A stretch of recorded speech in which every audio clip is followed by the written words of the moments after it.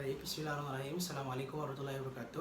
Perkenalkan, nama saya Hidayat Anwar dengan NIM 70600119048. Nah, di sini saya akan melakukan anamnesis. Nah, kita tahu bahwa anamnesis itu merupakan suatu interaksi yang dimana interaksi tersebut itu dengan dokter dengan pasien. Nah, di sini saya akan melakukan anamnesis yang kemudian di dalam anamnesis itu terdapat komunikasi efektif. Nah, komunikasi efektif itu merupakan suatu interaksi sosial, suatu interaksi yang dimana interaksi ini kita akan menyumbangkan atau mengubahkan suatu pikiran, gagasan, wawasan kita kepada seseorang, yang kemudian dari komunikasi efektif ini akan muncul interaksi sosial. Nah, kemudian adapun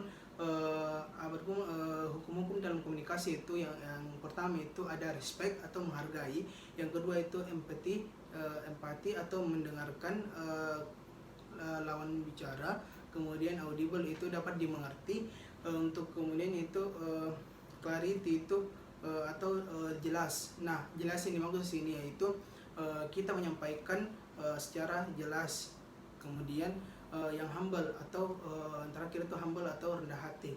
Nah, kita menyampaikan dengan rendah hati. Nah, baik, saya akan mulai untuk anamnesis. Silakan.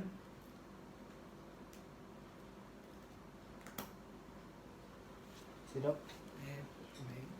Bismillahirrahmanirrahim. Assalamualaikum warahmatullahi wabarakatuh, Pak. Waalaikumsalam warahmatullahi wabarakatuh, Dok. Baik Pak, perkenalkan, nama saya Dr. Hidayat Anwar. Saya sebagai dokter yang akan melakukan pemeriksaan kepada Bapak pada kali ini ya Pak. Sebelumnya saya akan menjelaskan dulu terkait pemeriksaan yang akan kita lakukan, yaitu pemeriksaan anamnesis atau tanya jawab ya Pak, atau wawancara.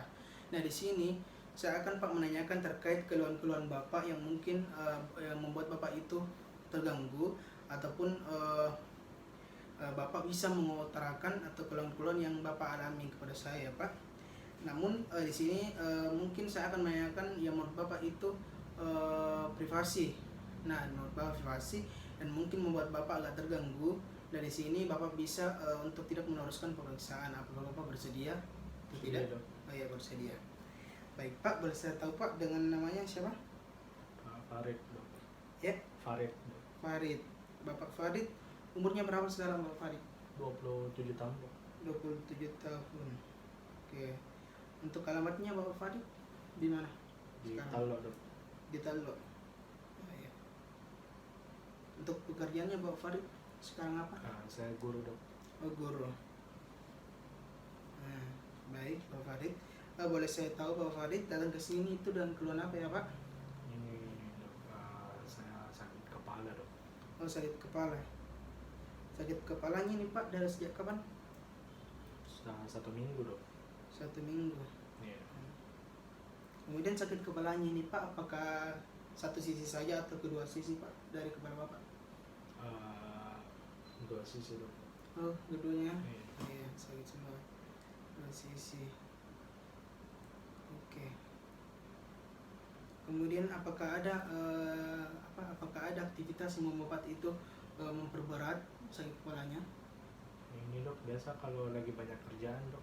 Oh, banyak aktivitas ya Pak? Iya, Dok. Iya. Kemudian untuk memperingan Pak ada? Biasanya minum obat sakit kepala, Dok. Oh, minum obat sakit kepala. Iya, Dok. Minum obat, oke. Kemudian Pak, boleh saya tahu apakah ada gejala lain selain sakit kepala? Tidak ada, Dok. Oh, tidak ada. Oke. Untuk ininya Pak, apakah ada riwayat merokok atau mengonsumsi alkohol? Tidak. Tidak ada. Oke. Tidak ada. Kemudian Pak, apakah ada ini riwayat dari keluarga yang memiliki Tidak ada, gejala yang Dok. sama? Tidak ada. Tidak ada. Oke. Baik Pak, di sini itu saya ulang lagi ya Pak, kembali di sini atas nama Bapak Farid, umurnya 27 tahun, tinggal di Tallo, pekerjaan guru, keluhannya itu sakit kepala 1 minggu yang lalu. Sakitnya itu kedua sisi, kemudian untuk yang memperberat itu mungkin beraktivitas, untuk memperingan itu minum obat, kemudian untuk gejala tidak ada, yang lain gejala tidak ada yang lain, kemudian untuk minum obat juga tidak ada, dan mengonsumsi alkohol juga tidak ada. untuk riwayat keluarga juga tidak ada ya Pak. Oke, baik. Di sini Pak, kita telah melakukan anamnesis, alhamdulillahirobbilalamin. Tapi di sini saya tidak bisa Pak menegakkan suatu diagnosis secara pasti ya Pak. Mungkin kita akan melakukan perusahaan penunjang untuk mengangkat suatu diagnosis yang Bapak derita. Mungkin sebelum kita akan melakukan perusahaan penunjang, mungkin Bapak bisa menunggu di luar dulu sejenak ya Pak. Iya. Ya, baik Pak, terima kasih telah melakukan pemeriksaan anamnesis.